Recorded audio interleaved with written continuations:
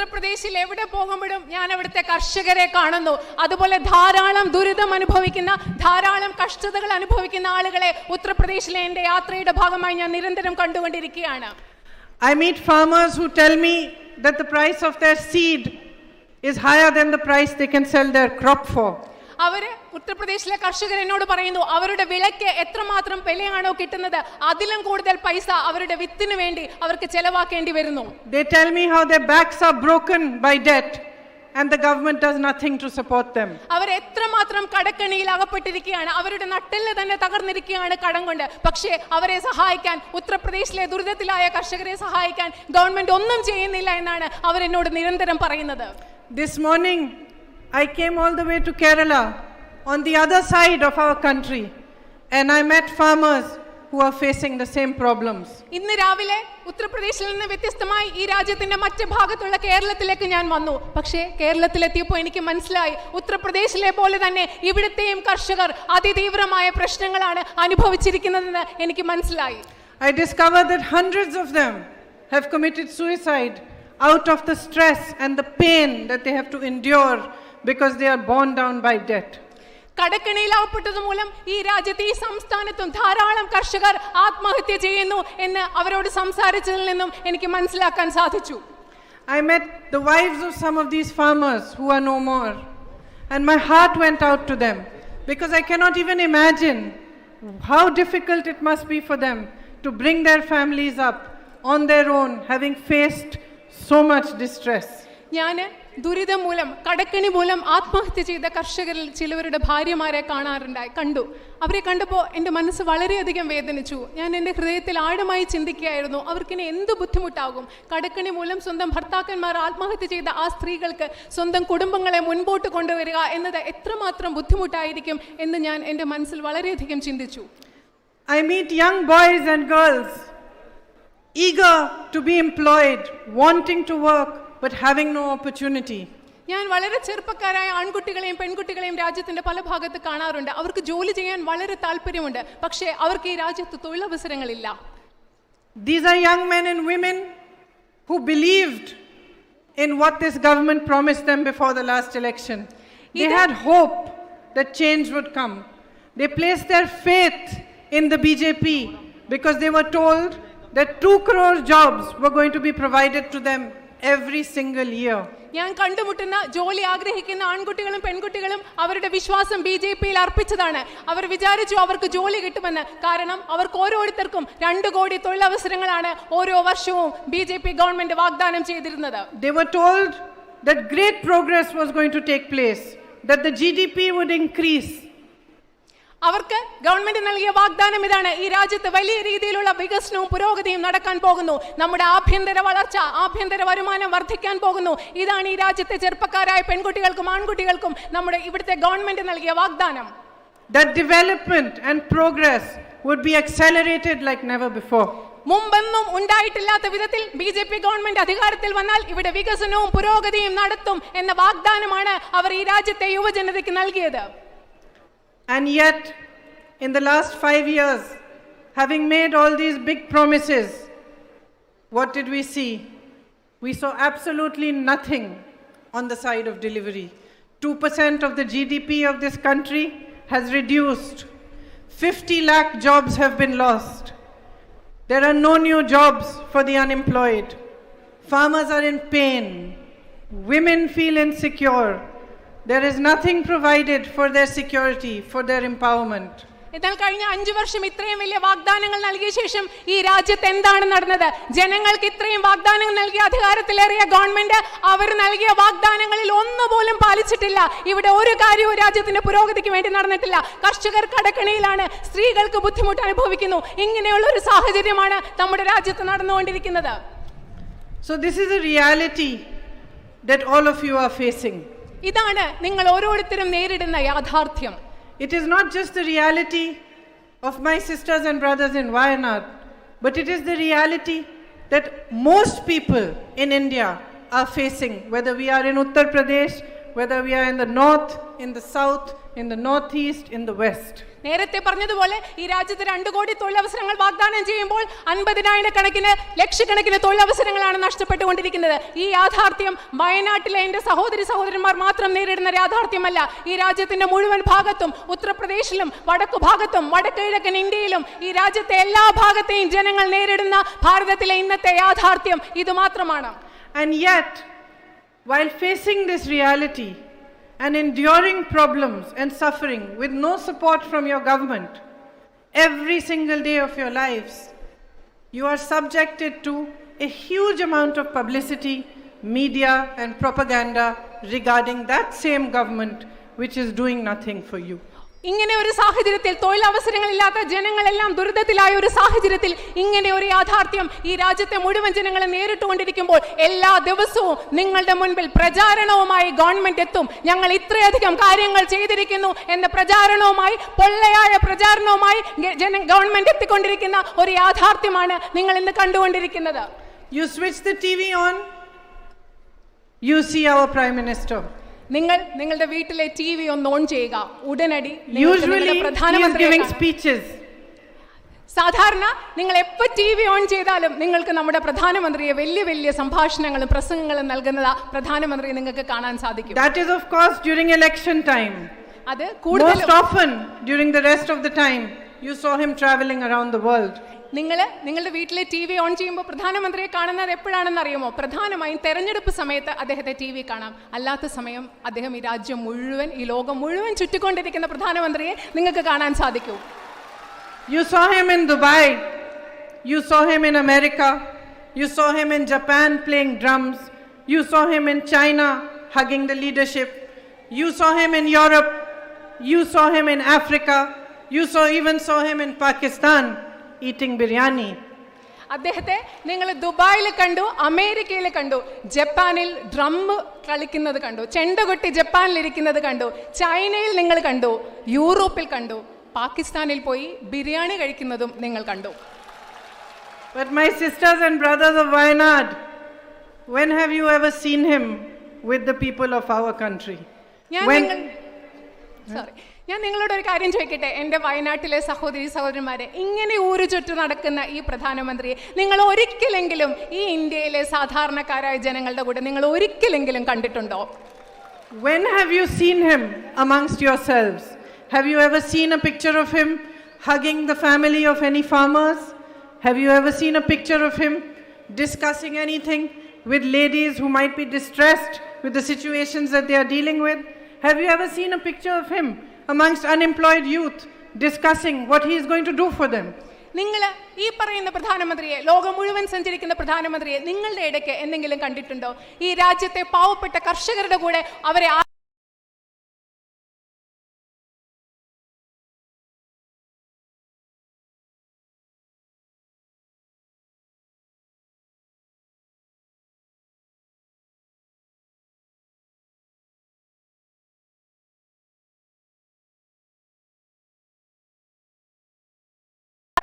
I myself was shocked to find out that in the 5 years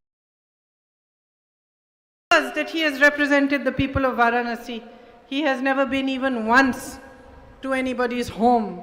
He has never gone to any constituent's home to ask how they are faring, how is their life, and what their struggles are. ശരിക്കും ഞാൻ ഞെട്ടിപ്പോയി. അദ്ദേഹത്തിന്റെ വാരാണസി, പ്രധാനമന്ത്രി നരേന്ദ്രമോദിയുടെ മണ്ഡലമായ വാരാണസിയിൽ ചെന്നപ്പോൾ ഞാൻ അതിശയിച്ചു പോയി. ഈ 5 വർഷത്തിനിടയിൽ ഒരിക്കൽ പോലും തൻ്റെ നിയോജക മണ്ഡലത്തിലെ ഒരു വ്യക്തിയുടെ വീട്ടിൽ ചെന്ന് അദ്ദേഹം ചോദിച്ചിട്ടില്ല, നിങ്ങളുടെ പ്രശ്നം എന്താണ്, നിങ്ങൾ സുഖമായിട്ടിരിക്കുന്നു. ശരിക്കും ഇത് അറിഞ്ഞ് ഞാൻ ഞെട്ടിപ്പോവുകയാണ് ഉണ്ടായത്. So to my mind, something is very wrong in the way that he is doing politics, in the way that politics is running in this country. ശരിക്കും ഇതെല്ലാം ആലോചിക്കുമ്പോൾ എനിക്ക് വളരെ ആഴമായിട്ട് ഒരു കാര്യത്തെക്കുറിച്ച് പൂർണ്ണ ബോധ്യമുണ്ട്.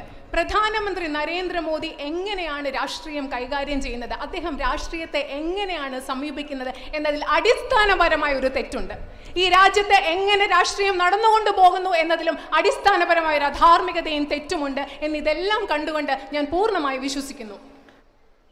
They come before you in elections and they make speeches where they spend more than 50% of their time speaking of the past, speaking of the wrongs that they believe other people have done, and calling their opposition names.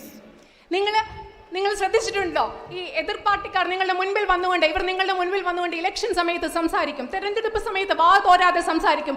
50% സമയവും അവർ എന്തിനെ കുറിച്ചാണ് സംസാരിക്കുന്നത്? കഴിഞ്ഞ കാലത്തെക്കുറിച്ച് സംസാരിക്കും, ആരൊക്കെ എന്തൊക്കെ തെറ്റുകൾ ചെയ്തിട്ടുണ്ടോ എന്ന് സംസാരിക്കും, അവരുടെ എതിരാളികളെ അധിക്ഷേപിക്കാൻ അവരുടെ സമയം ചെലവഴിക്കുന്നു. ഇത് മാത്രമാണ് തെരഞ്ഞെടുപ്പ് കാലത്ത് അവർ നിങ്ങളോട് മുൻപിൽ വന്ന് സംസാരിക്കുന്നത്. They speak about Pakistan, but they do not speak about India. അവര് തെരഞ്ഞെടുപ്പ് കാലത്ത് നിങ്ങളുടെ മുമ്പിൽ വന്ന് അവര് പാകിസ്ഥാനെ കുറിച്ച് സംസാരിക്കും, പക്ഷേ അവർ ഒരിക്കലും ഇന്ത്യയെ പറ്റി സംസാരിക്കില്ല. They do not speak about what they are going to provide for the Indian people. They do not speak about what your hopes are, what your aspirations are, and what they are going to do to make them come true. അവർ നിങ്ങളുടെ മുൻപിൽ വന്ന് നിന്നുകൊണ്ട് നിങ്ങൾക്ക് വേണ്ടി അവർ എന്താണ് ചെയ്യാൻ പോകുന്നത് എന്നതിനെ കുറിച്ച് ഒരു വാക്ക് പോലും സംസാരിക്കില്ല. നിങ്ങളുടെ പ്രതീക്ഷകൾ എന്താണ്, നിങ്ങളുടെ അഭിലാഷങ്ങൾ എന്താണ് എന്നതിനെ കുറിച്ച് അവർ ഒരിക്കലും സംസാരിക്കില്ല. അവർ നിങ്ങൾക്ക് എന്താണ് ചെയ്യാൻ പോകുന്നത് എന്നതിനെ കുറിച്ചും അവർ സംസാരിക്കില്ല. അവർ കഴിഞ്ഞ കാലത്തെക്കുറിച്ചും അവരുടെ എതിരാളികളെ കുറിച്ചും മാത്രമാണ് തെരഞ്ഞെടുപ്പ് കാലത്ത് നിങ്ങളോട് സംസാരിക്കുന്നത്. The fundamental problem with this kind of politics, the kind of politics that the BJP does, is the fact that they believe that the power they have belongs to them. BJP പ്രതിനിധാനം ചെയ്യുന്ന രാഷ്ട്രീയത്തിന്റെ അടിസ്ഥാനപരമായ പ്രശ്നം എന്താണെന്ന് പറഞ്ഞാൽ, അവർ വിശ്വസിക്കുന്നു അവരുടെ കയ്യിൽ ലഭിച്ചിരിക്കുന്ന അധികാരം അവരുടേത് മാത്രമാണെന്ന് അവർ വിശ്വസിക്കുന്നു. They do not acknowledge that all power that they might have has been gifted to them as a privilege by the people of this country. അവരൊരിക്കലും അംഗീകരിക്കുന്നില്ല അവരുടെ കയ്യിലിരിക്കുന്ന മുഴുവൻ അധികാരവും അവർക്കൊരു ദാനമായി, സമ്മാനമായി ഈ രാജ്യത്തെ ജനങ്ങൾ നൽകിയ വിശേഷപ്പെട്ട ഒരു അധികാരമാണെന്ന് ഈ രാജ്യത്തിലെ ഭരിക്കുന്ന BJP ഗവൺമെന്റ് ഒരിക്കലും കരുതുന്നില്ല. A prime minister who cannot take out a single day to visit a single constituent in his own constituency in 5 years does not respect the people of his country. 5 വർഷത്തെ ഭരണത്തിനിടയിൽ ഒരിക്കൽ പോലും സ്വന്തം നിയോജക മണ്ഡലത്തിലെ ഒരു വ്യക്തിയുടെ വീട്ടിൽ പോയി അദ്ദേഹത്തെ സന്ദർശിക്കാനാവാത്ത പ്രധാനമന്ത്രിക്ക് ഈ രാജ്യത്തെ ജനങ്ങളെ ബഹുമാനമുണ്ടെന്ന് ഞാൻ ഒരിക്കലും വിശ്വസിക്കുന്നില്ല. A prime minister who is afraid of questions, who is afraid to answer people when they ask him what he wants to do for them, who is afraid of criticism, who cannot tolerate dissent, is not a strong prime minister. ചോദ്യങ്ങളെ നേരിടാനാവാത്ത ഒരു പ്രധാനമന്ത്രി, ജനങ്ങൾ ചോദിക്കുമ്പോൾ ഉത്തരങ്ങളെ നേരിടാനാവാത്ത പ്രധാനമന്ത്രി, വിമർശനങ്ങളെ നേരിടാനാവാത്ത പ്രധാനമന്ത്രി, വിയോജിപ്പുകളെ നേരിടാൻ കരുത്തില്ലാത്ത പ്രധാനമന്ത്രി, അങ്ങനെ ഒരു പ്രധാനമന്ത്രി ഒരിക്കലും ഒരു കരുത്തനായ പ്രധാനമന്ത്രിയല്ല, അദ്ദേഹം ഒരു ദുർബലനായ പ്രധാനമന്ത്രി തന്നെയാണ്. A government that suppresses its own people, that does not allow freedom of speech, that does not allow freedom to practice your own religion, that does not allow freedom to be whoever you want to be, to practice your own culture, is not a strong government. നിങ്ങളെ അടിച്ചമർത്തുന്ന, നിങ്ങളുടെ ആശയപ്രകാശനത്തെ തടയുന്ന, നിങ്ങളുടെ അഭിപ്രായങ്ങൾ പ്രകടിപ്പിക്കാൻ നിങ്ങൾക്ക് സ്വാതന്ത്ര്യം നൽകാത്ത, നിങ്ങളുടെ മതവിശ്വാസങ്ങൾ പ്രചരിപ്പിക്കാൻ നിങ്ങൾക്ക് സ്വാതന്ത്ര്യം നൽകാത്ത, നിങ്ങളുടെ രീതിയിൽ ജീവിക്കാൻ നിങ്ങൾക്ക് സ്വാതന്ത്ര്യം നൽകാത്ത ഗവൺമെന്റ് ഒരിക്കലും ഒരു ധൈര്യമുള്ള ഗവൺമെന്റ് അല്ല, ഒരിക്കലും ഒരു ശക്തമായ ഗവൺമെന്റ് അല്ല. And weakest of all is a government that divides you instead of uniting you, that makes you afraid instead of filling you with courage, that makes you worry about speaking your views in public lest you are hurt by them.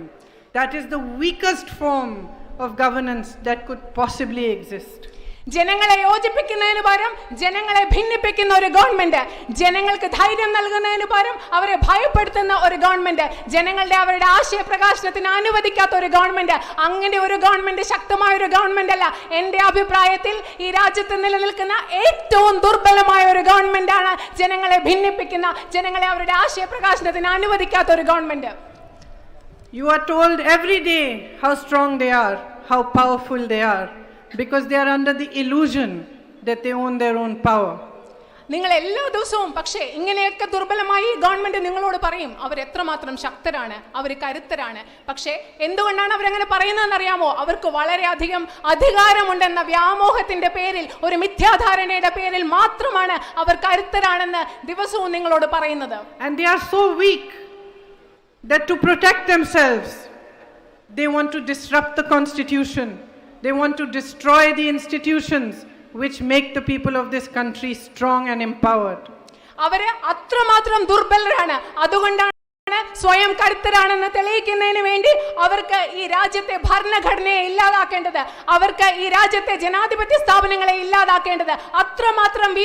അത്രമാത്രം ദുർബലരായതുകൊണ്ടാണ് സ്വയം കരുത്തരാണെന്ന് തെളിയിക്കാൻ അവർക്ക് ഇതെല്ലാം ചെയ്യേണ്ടി വരുന്നത്. Democracy is your weapon. നിങ്ങളുടെ ആയുധം, ഈ സാഹചര്യത്തിൽ നിങ്ങളുടെ ആയുധം എന്ന് പറയുന്നത് ജനാധിപത്യമാണ്. Your vote is your weapon. നിങ്ങളുടെ ആയുധം എന്ന് പറയുന്നത് നിങ്ങൾ ഓരോരുത്തരും ചെയ്യാൻ പോകുന്ന നിങ്ങളുടെ വോട്ടാണ്. When you see advertisements by the BJP which use words like you have been gifted with certain policies, or that the government is doing certain things as a favor to you, you must question it. You must question the thinking that is behind that. നിങ്ങൾക്ക് ധാരാളം പരസ്യങ്ങൾ കേൾക്കാം, കാണാം. പരസ്യങ്ങളിൽ പറയുന്നു, ഞങ്ങൾ നിങ്ങൾക്കൊരു ഗിഫ്റ്റായി, സമ്മാനമായി ചില നയങ്ങൾ കൊണ്ടുവരുന്നു, നിങ്ങൾക്ക് ചില ഫേവറുകൾ, അതായത് ഔദാര്യമായി നിങ്ങൾക്ക് ചില കാര്യങ്ങൾ തരുന്നു. ഇങ്ങനെയുള്ള പരസ്യങ്ങൾ, ഇങ്ങനെയുള്ള വാചകങ്ങൾ കേൾക്കുമ്പോൾ നിങ്ങൾ അതിന് പിന്നിലുള്ള ചിന്താഗതിയെ നിങ്ങൾ വളരെ ശക്തമായി ചോദ്യം ചെയ്യണം. Because nothing any leader does, nothing any politician does, nothing any government does to bring you forward for your development or for your good is a favor.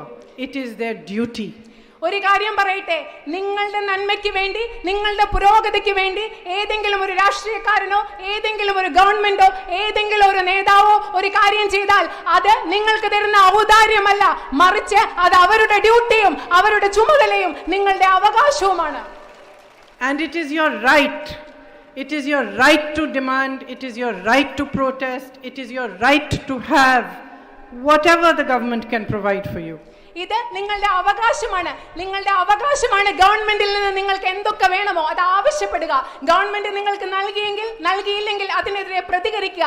ഇതെല്ലാം നിങ്ങളുടെ അവകാശമാണ്, മറിച്ച് ആരും നിങ്ങൾക്ക് തരുന്ന ഔദാര്യങ്ങളല്ല എന്ന് നിങ്ങൾ കൃത്യമായി മനസ്സിലാക്കണം എന്ന് ഞാൻ ആഗ്രഹിക്കുന്നു.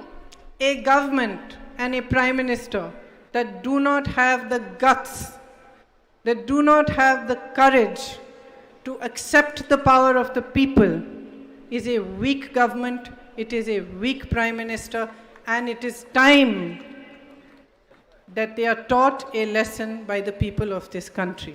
ഈ രാജ്യത്തെ ജനങ്ങളുടെ അധികാരം, ഈ രാജ്യത്തെ ജനങ്ങളെ ബഹുമാനിക്കാൻ അറിയാത്ത, ഈ രാജ്യത്തെ ജനങ്ങളുടെ അധികാരത്തെ അംഗീകരിക്കാനാവാത്ത ഒരു ഗവൺമെന്റും ഒരു പ്രധാനമന്ത്രിയും ഒരിക്കലും ശക്തരായ പ്രധാനമന്ത്രിയും ഗവൺമെന്റുമല്ല, അവർ ദുർബലരായ ഒരു പ്രധാനമന്ത്രിയും ഗവൺമെന്റുമാണ്. ഞാൻ നിങ്ങളോട് ഒരു കാര്യം പറയുന്നു, അവർ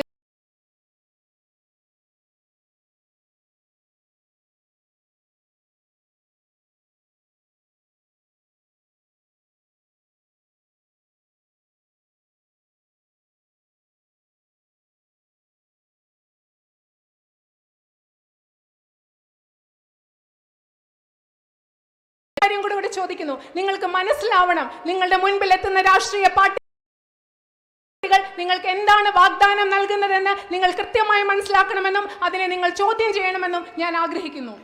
I ask you to examine the promises they make. നിങ്ങളുടെ മുൻപിലെത്തി രാഷ്ട്രീയ പാർട്ടികൾ നിങ്ങൾ നൽകുന്ന വാഗ്ദാനങ്ങൾ അവർ നടപ്പിലാക്കുന്നുണ്ടോ എന്ന് നിങ്ങൾ പരിശോധിക്കണമെന്ന് കൂടി ഞാൻ നിങ്ങളോട് ആവശ്യപ്പെടുന്നു. To understand their record of delivery. നിങ്ങൾക്ക് മനസ്സിലാക്കണം, നിങ്ങൾക്ക് നൽകിയിട്ടുള്ള വാഗ്ദാനങ്ങളിൽ എത്രമാത്രം പാലിക്കപ്പെട്ടിട്ടുണ്ട് എന്ന് നിങ്ങൾ കൃത്യമായി പരിശോധിക്കണം എന്ന് ഞാൻ നിങ്ങളോട് അഭ്യർത്ഥിക്കുകയാണ്. And to inform yourself about what they are doing for your good.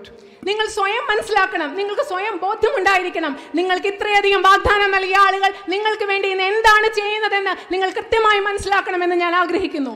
And the second thing I ask you for is to recognize your own strength, your own power.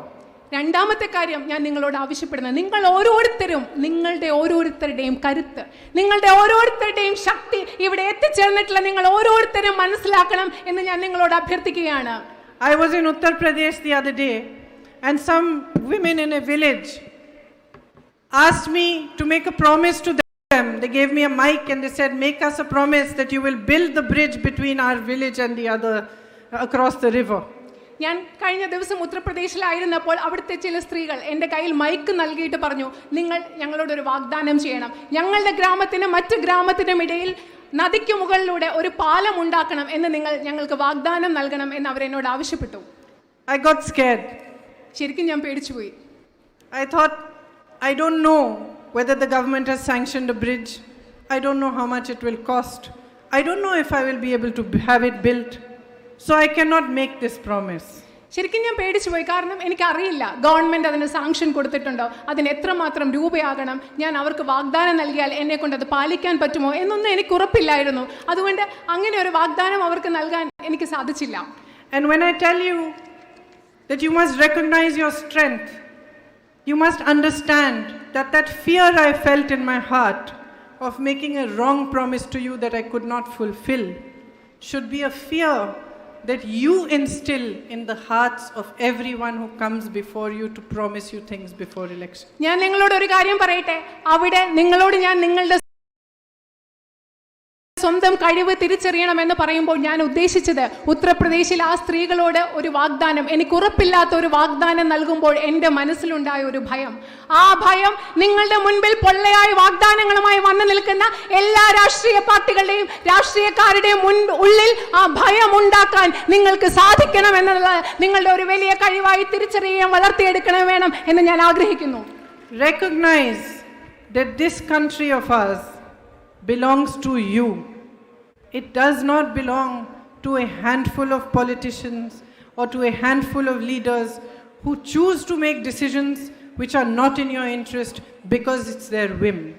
നിങ്ങൾ ശക്തമായി തിരിച്ചറിയുക, ഈ മഹത്തായ രാജ്യം നിങ്ങളുടെ ഓരോരുത്തരുടെയുമാണ്. ഈ രാജ്യം നിങ്ങളുടെ ഓരോരുത്തരുടെയും സ്വന്തമാണ്. ഈ രാജ്യം വിരലിലെണ്ണാവുന്ന ഏതാനും രാഷ്ട്രീയക്കാരുടെയും വിരലിലെണ്ണാവുന്ന നേതാക്കളുടെയും മാത്രമല്ല. ഈ രാജ്യം, ഈ ഇന്ത്യ, ഈ ഭാരതം നിങ്ങൾ ഓരോരുത്തരുടെയുമാണ്, നിങ്ങളുടെ ഓരോരുത്തരുടെയും സ്വന്തമാണെന്ന് നിങ്ങൾ തിരിച്ചറിയണം. Recognize that you have the power to bring about change. നിങ്ങൾ തിരിച്ചറിയുക, ഈ രാജ്യത്ത് മാറ്റങ്ങൾ കൊണ്ടുവരുവാൻ, പരിവർത്തനം കൊണ്ടുവരാനുള്ള ശക്തിയുള്ളത് നിങ്ങൾക്ക് ഓരോരുത്തർക്കുമാണെന്ന് നിങ്ങൾ തിരിച്ചറിയുക. You have made every single leader who is sitting on this stage. If it wasn't for your power, I would not be standing here addressing you today. ഈ വേദിയിൽ ഇരിക്കുന്ന എല്ലാ നേതാക്കളെയും സൃഷ്ടിച്ചത് നിങ്ങൾ ഓരോരുത്തരുമാണ്. നിങ്ങളില്ലായിരുന്നെങ്കിൽ, നിങ്ങളുടെ അധികാരമില്ലായിരുന്നെങ്കിൽ, നിങ്ങളുടെ ശക്തി ഇല്ലായിരുന്നെങ്കിൽ ഇന്ന് ഈ വേദിയിൽ നിന്നുകൊണ്ട് ഞാൻ നിങ്ങളോട് സംസാരിക്കുമായിരുന്നില്ല. Recognize that if a government is in power that has forgotten that you matter, that decisions taken like demonetization cannot be taken in 1 second without consulting anybody when they are causing deep suffering to the people of this country. നിങ്ങളൊന്ന് മനസ്സിലാക്കുക, നമ്മുടെ അധികാരത്തിലിരിക്കുന്ന government നിങ്ങളെ കരുതാത്ത government, നിങ്ങൾ പ്രധാനപ്പെട്ടവരല്ലെന്ന് കരുതാത്ത government, not നിരോധനം പോലെയുള്ള ഈ രാജ്യത്ത് വളരെയധികം പ്രത്യാഘാതങ്ങൾ ഉണ്ടാക്കുന്ന തീരുമാനം ആരെയും പറ്റി ചിന്തിക്കാതെ, ആരോടും ചർച്ച നടത്താതെ, നിങ്ങൾക്ക് അല്പം പോലും പ്രാധാന്യം നൽകാത്ത ഒരു ഗവൺമെന്റാണ് അധികാരത്തിലിരിക്കുന്നതെന്ന് നിങ്ങൾ മനസ്സിലാക്കുക. Recognize that those who have caused you suffering because of the way they have misused their power are answerable to you. നിങ്ങൾ മനസ്സിലാക്കുക, സ്വന്തം അധികാരത്തെ ദുർവിനിയോഗം നടത്തി നിങ്ങൾക്ക് ദുരിതമുണ്ടാക്കിയ, കഷ്ടപ്പാടുണ്ടാക്കിയ ആളുകൾ നിങ്ങളുടെ ചോദ്യങ്ങൾക്ക് മുൻപിൽ ഉത്തരം പറയേണ്ടവരാണെന്നുള്ള യാഥാർത്ഥ്യം നിങ്ങൾ എന്നേക്കുമായി തിരിച്ചറിയുക. So if I ask you to support the Congress party, I ask you to support the Congress party on the basis of the policies that it is going to bring forward for your future. ഞാൻ നിങ്ങളോട് കോൺഗ്രസ് പാർട്ടിയെ പിന്തുണയ്ക്കണം എന്ന് ആവശ്യപ്പെടുമ്പോൾ, അങ്ങനെ ആവശ്യപ്പെടുന്നത് Congress party നിങ്ങളുടെ ഭാവിക്ക് വേണ്ടി ചെയ്യാൻ പോകുന്ന കൃത്യമായ പദ്ധതികളുടെയും നയങ്ങളുടെയും അടിസ്ഥാനത്തിൽ മാത്രമാണ് നിങ്ങൾ കോൺഗ്രസ് പാർട്ടിയെ പിന്തുണയ്ക്കണം എന്ന് ഞാൻ നിങ്ങൾ ഓരോരുത്തരോടും ആവശ്യപ്പെടുന്നത്. I ask you because it has a record of delivery rather than a record of talk. കാരണം കോൺഗ്രസ് പാർട്ടിക്ക് വെറുതെ വർത്തമാനം പറയുന്ന ഒരു പാരമ്പര്യവും വർത്തമാനം പറയുന്ന റെക്കോർഡും മാത്രമല്ല, പറഞ്ഞതൊക്കെ പ്രവർത്തിച്ച് കാണിച്ച പാരമ്പര്യമുള്ള ഒരു കോൺഗ്രസ് പാർട്ടി ആയതുകൊണ്ടാണ് കോൺഗ്രസിനെ സപ്പോർട്ട് ചെയ്യണം, പിന്തുണയ്ക്കണമെന്ന് ഞാൻ നിങ്ങളോട് ആവശ്യപ്പെടുന്നത്. The Congress proposed that farm loans should be waived in the 3 states where they were fighting elections a few months back.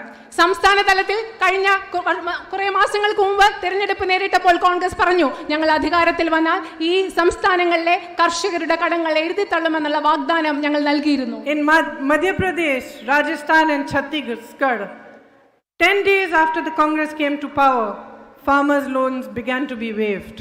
Congress അധികാരത്തിൽ വന്ന ശേഷം മധ്യപ്രദേശിലും ഛത്തീസ്ഗഡിലും രാജസ്ഥാനിലും കോൺഗ്രസ് അധികാരത്തിൽ വന്ന ദിവസങ്ങൾക്കുള്ളിൽ കാർഷിക കടങ്ങൾ എഴുതിത്തള്ളി. ഇതാണ് ഞങ്ങൾ പറഞ്ഞതും പാലിച്ചതുമായ വാഗ്ദാനം.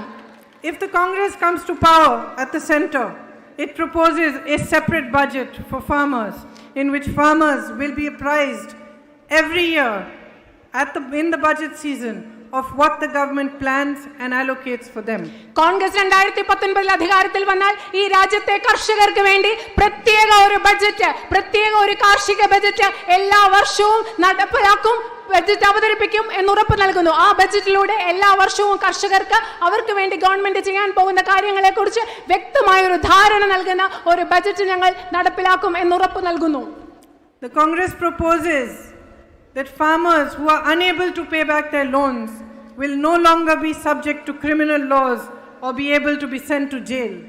കോൺഗ്രസ് ഒരു കാര്യം കൂടി പറയുന്നു, ഈ രാജ്യത്ത് നിത്യദുരിതത്തിൽപ്പെട്ട് കടം തിരിച്ചടയ്ക്കാൻ താണയില്ലാത്ത സാധാരണക്കാരായ കർഷകർ ഒരിക്കലും ക്രിമിനൽ നിയമങ്ങൾ നേരിട്ടുകൊണ്ട് കടമടയ്ക്കാത്തതിന്റെ പേരിൽ ജയിലുകളിൽ പോകേണ്ട ഒരു സാഹചര്യം ഉണ്ടാകുകയില്ല എന്ന് കോൺഗ്രസ് ഉറപ്പ് നൽകുന്നു. We propose that young people who want to start their own businesses will not require permissions at least for 3 years and will not have to deal with all sorts of taxes so that they can be encouraged to promote their own businesses. We also propose that according to the number of people that they are able to employ, they are incentivized. നിങ്ങൾക്കറിയാം, അതുപോലെ തന്നെ ഈ രാജ്യത്തെ നമ്മുടെ സംസ്ഥാനത്തെ യുവാക്കൾ ഒരു പുതുതായ business സംരംഭം തുടങ്ങാൻ ആവശ്യമായ യുവാക്കൾക്ക് ആദ്യത്തെ 3 വർഷത്തേക്ക് ഗവൺമെന്റിന്റെ ഒരു അനുവാദവും വേണ്ട എന്ന് ഞങ്ങൾ ഉറപ്പ് നൽകുന്നു. നിങ്ങൾക്ക് ധൈര്യമായി നിങ്ങളുടെ വ്യവസായങ്ങൾ ആരംഭിക്കാം. അതുമാത്രമല്ല, ഏറ്റവും കൂടുതൽ തൊഴിലാളികൾക്ക് തൊഴിലവസരങ്ങൾ നൽകുന്നവർക്ക് പ്രോത്സാഹനം നൽകാനുള്ള ഒരു പദ്ധതി കൂടി കോൺഗ്രസ് നടപ്പിലാക്കും. We propose the creation of new jobs. We propose free education until the 12th standard in government schools and free checkups and care in government hospitals for those who cannot afford it. അതുപോലെ തന്നെ ഞങ്ങൾ നിങ്ങൾക്ക് ധാരാളം പുതിയ തൊഴിലവസരങ്ങൾ ഉറപ്പ് നൽകുന്നു. 12ാം class വരെ ഈ രാജ്യത്തെ വിദ്യാർത്ഥിനികൾക്ക് സൗജന്യ വിദ്യാഭ്യാസം കോൺഗ്രസ് ഉറപ്പ് നൽകുന്നു. അതുപോലെ തന്നെ പൊതുജനാരോഗ്യ മേഖലയിൽ സൗജന്യ രോഗനിർണയവും സൗജന്യ ചികിത്സയും ഈ കോൺഗ്രസ് ഈ നാട്ടിലെ സാധാരണക്കാർക്ക് വേണ്ടി ഉറപ്പ് നൽകുന്നു. And we propose a program called Nyay. Nyay. അത് മാത്രമല്ല, ഞങ്ങൾ പറയുന്ന ഒരു വലിയ പദ്ധതിയുണ്ട്, അതാണ് ന്യായ്, ന്യൂനതം ആയ് യോജന, എല്ലാവർക്കും സാർവത്രിക അടിസ്ഥാന വരുമാനം നൽകുന്ന പദ്ധതി. Through this program, people who are struggling, who are poor, will be provided 72,000 rupees annually by the Congress government. Nyay എന്ന പദ്ധതിയിലൂടെ ഈ രാജ്യത്തെ ബുദ്ധിമുട്ടുന്ന ഏറ്റവും ദരിദ്രരായ സാധാരണക്കാർക്ക് എല്ലാ വർഷവും 72,000 രൂപ അവരുടെ ബാങ്ക് അക്കൗണ്ടിലേക്ക്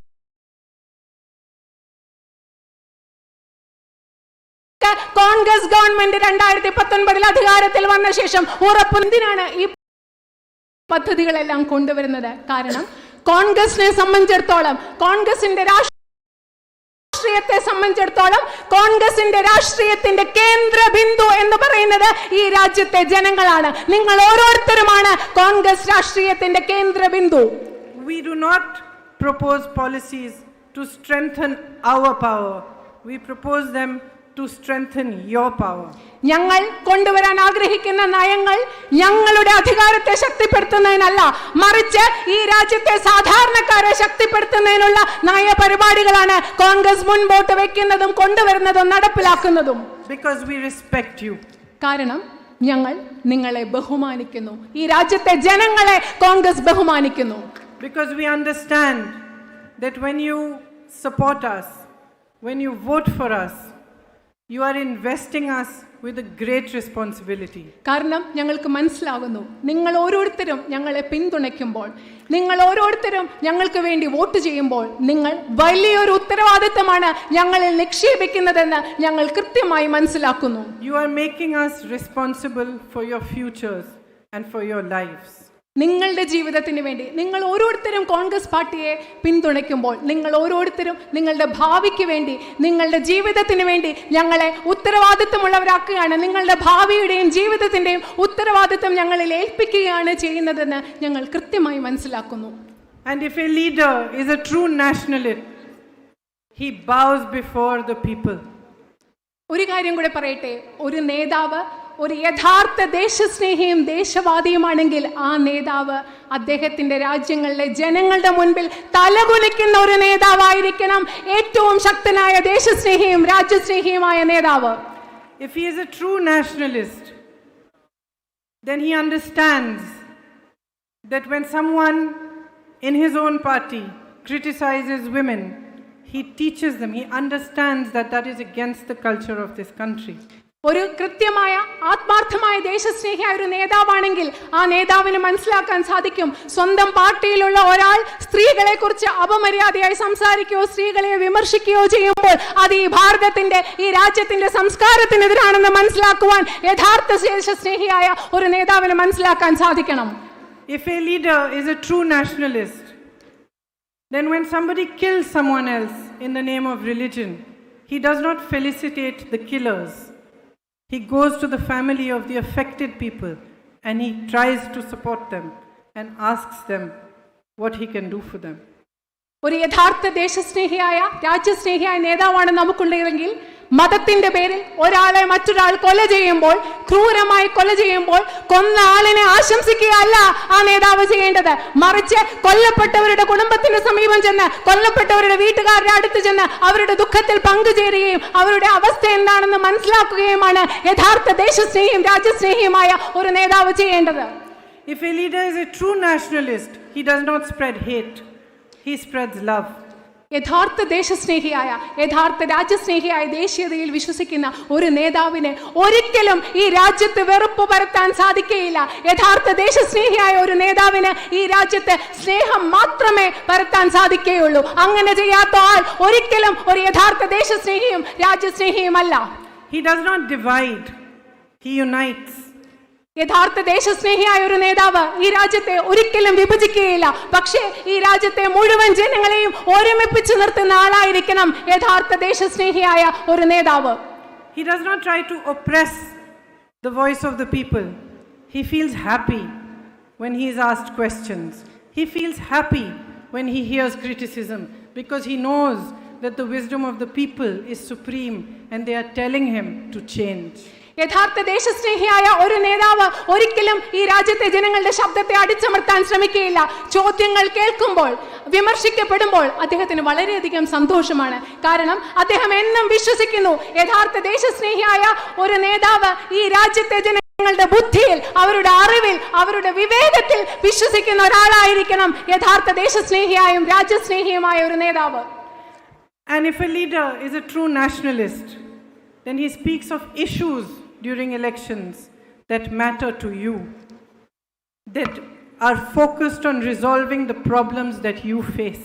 യഥാർത്ഥ ദേശസ്നേഹിയും രാജ്യസ്നേഹിയുമാണ് ഒരു നേതാവെങ്കിൽ തിരഞ്ഞെടുപ്പ് കാലത്ത് അദ്ദേഹം സംസാരിക്കുന്നത് ജനങ്ങളുടെ പ്രശ്നങ്ങളെ കുറിച്ചായിരിക്കണം. ജനങ്ങളുടെ ജീവിതത്തെ ബാധിക്കുന്ന പ്രശ്നങ്ങളെ കുറിച്ചും അതിനെ പരിഹരിക്കാനുള്ള മാർഗങ്ങളെ കുറിച്ചുമായിരിക്കണം തെരഞ്ഞെടുപ്പ് കാലത്ത് ദേശസ്നേഹിയായ ഒരു നേതാവ് സംസാരിക്കേണ്ടത്.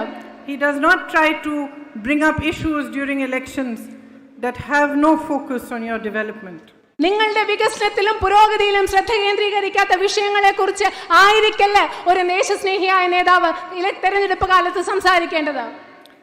If a leader is a true nationalist, he speaks less about himself and more about the people of this country.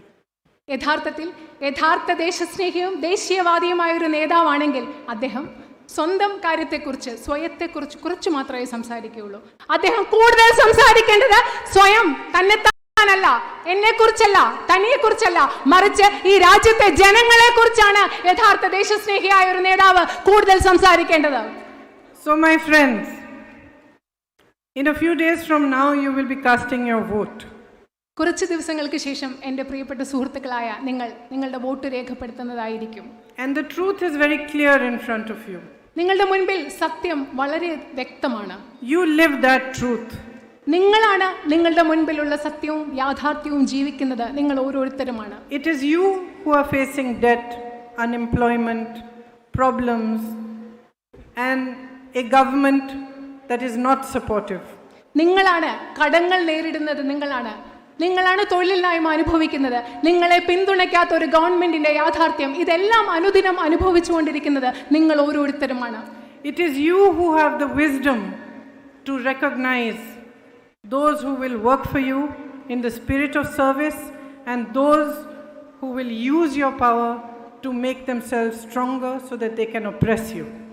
നിങ്ങളുടെ ബുദ്ധിയും അറിവും ഉപയോഗിച്ച് നിങ്ങൾ തിരിച്ചറിയണം ആരാണ് നിങ്ങൾക്ക് വേണ്ടി ഒരു സേവന മനോഭാവത്തോടുകൂടി നിങ്ങളുടെ പുരോഗതിക്ക് വേണ്ടി പ്രവർത്തിക്കുന്നത്, ആരാണ്. മറുവശത്ത് ആരാണ് നിങ്ങളുടെ അധികാരം സ്വയം ശക്തിയുക്തമാക്കുന്നതിന് വേണ്ടി, സ്വയം ഉണ്ടാക്കുന്നതിന് വേണ്ടി, സ്വയം ശക്തരാക്കുന്നതിന് വേണ്ടി നിങ്ങളുടെ അധികാരത്തെ ആരാണോ ഉപയോഗപ്പെടുത്താൻ പോകുന്നത്. ഇവരെ തിരിച്ചറിയാനുള്ള ബുദ്ധിയും വിവേകവും നിങ്ങൾക്കുണ്ടാവണം. So cast your vote with great care. വളരെ ശ്രദ്ധയോടുകൂടി, വളരെ കരുതലോടുകൂടി നിങ്ങളുടെ ഓരോ വോട്ടും ചെയ്യുക, ഓരോ വോട്ടും വിനിയോഗിക്കുക. Take it deeply seriously. അത് വളരെ ആഴത്തോടുകൂടി, നിങ്ങൾ വോട്ട് ചെയ്യുന്നത് വളരെ ആഴത്തോടുകൂടി, ഗൗരവത്തോടുകൂടി, കരുതലോടുകൂടി ആയിരിക്കണം. Use it to protect this country. നിങ്ങളുടെ ഓരോ വോട്ടും ഈ രാജ്യത്തെ സംരക്ഷിക്കാൻ വേണ്ടി നിങ്ങൾ ഉപയോഗിക്കുക. Use it to protect democracy. നിങ്ങളുടെ ഓരോ വോട്ടും ഈ രാജ്യത്തെ ജനാധിപത്യത്തെ സംരക്ഷിക്കുന്നതിന് വേണ്ടി നിങ്ങൾ ഉപയോഗിക്കുക. Use it to protect your own rights. നിങ്ങളുടെ ഓരോ വോട്ടും നിങ്ങളുടെ അവകാശങ്ങളെ സംരക്ഷിക്കുന്നതിന് വേണ്ടി നിങ്ങൾ ഉപയോഗിക്കുക. To strengthen your freedom. നിങ്ങളുടെ സ്വാതന്ത്ര്യത്തെ സംരക്ഷിക്കുന്നതിന് വേണ്ടി നിങ്ങളുടെ ഓരോ വോട്ടും നിങ്ങൾ ഉപയോഗിക്കുക. നിങ്ങളുടെ സ്വാതന്ത്ര്യത്തെ ശക്തിപ്പെടുത്തുന്നതിന് വേണ്ടി ഉപയോഗിക്കുക. And to build a bright future for yourselves and for your children. നിങ്ങളുടെ ഓരോ വോട്ടും നിങ്ങൾക്ക് ഓരോരുത്തർക്കും വേണ്ടി, നിങ്ങളുടെ കുട്ടികൾക്ക് വേണ്ടി ശോഭനമായ ഒരു ഭാവി ഉണ്ടാക്കുന്നതിന് വേണ്ടി നിങ്ങൾ ഓരോരുത്തരും കരുതലോടെ നിങ്ങളുടെ ഓരോ വോട്ടും വിനിയോഗിക്കുക. This country belongs to you. ഈ രാജ്യം നിങ്ങളുടെ സ്വന്തമാണ്. ഈ രാജ്യം നിങ്ങൾ ഓരോരുത്തരുടെയും സ്വന്തമാണ്. Defend the values on which it was built and on which it stands, because in doing so you will defend yourselves and you will protect your own futures. ഈ രാജ്യം ഏതൊക്കെ അടിസ്ഥാന മൂല്യങ്ങളുടെ പുറത്താണോ കെട്ടിപ്പടുത്തിരിക്കുന്നത് ആ മൂല്യങ്ങളെ നിങ്ങൾ സംരക്ഷിക്കുക. ഈ രാജ്യത്തിന്റെ അടിസ്ഥാന മൂല്യങ്ങൾക്ക് വേണ്ടി നിങ്ങൾ വോട്ട് ചെയ്യുക. അങ്ങനെ ചെയ്യുമ്പോൾ നിങ്ങളെയാണ് സംരക്ഷിക്കുന്നത്, നിങ്ങളുടെ ഭാവിയാണ് സംരക്ഷിക്കുന്നത്, നിങ്ങൾ ഓരോരുത്തരെയുമാണ് നിങ്ങൾ അതിലൂടെ സംരക്ഷിക്കുന്നത്. Those values are truth, equality, love and freedom. ആ മൂല്യങ്ങൾ എന്തൊക്കെയാണെന്നറിയുമോ? ഈ രാജ്യത്തിന്റെ അടിസ്ഥാന മൂല്യങ്ങൾ സത്യം, സമത്വം, സ്നേഹം, സ്വാതന്ത്ര്യം തുടങ്ങിയ അടിസ്ഥാന മൂല്യങ്ങളിൽ നിർമ്മിക്കപ്പെട്ടിരിക്കുന്ന ഈ രാജ്യത്തെ നിങ്ങൾ സംരക്ഷിക്കുക. അതിലൂടെ നിങ്ങളെയും നിങ്ങൾ സംരക്ഷിക്കുക. And it is your responsibility more than anyone else's, your duty towards your own country, to be firm, to teach all those who come before you in the political sphere, who aspire to lead you, to bring about those changes that make your future stronger.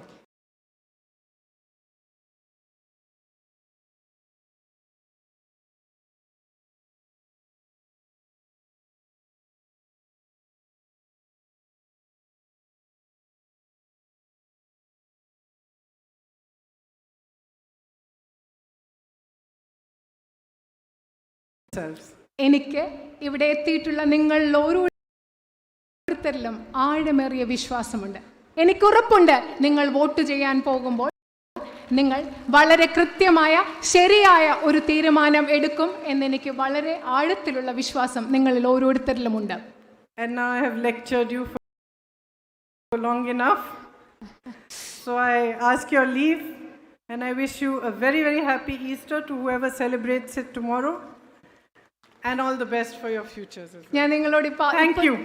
ഇപ്പോൾ തന്നെ ഞാൻ നിങ്ങളോട് വളരെയധികം ആവശ്യത്തിലധികം സംസാരിച്ചു കഴിഞ്ഞു എന്ന് തോന്നുന്നു. അതുകൊണ്ട് ഞാനിപ്പോൾ നിങ്ങളോട് വിട പറയുന്നു. നാളെ ഈസ്റ്റർ ആഘോഷിക്കുന്ന എല്ലാവർക്കും എൻ്റെ ഈസ്റ്റർ ആശംസകൾ നേരുന്നു. നിങ്ങൾക്ക് എല്ലാവർക്കും എല്ലാ ആശംസകളും നേരുന്നു. നന്ദി, നമസ്കാരം. ജയ് ഹിന്ദ്.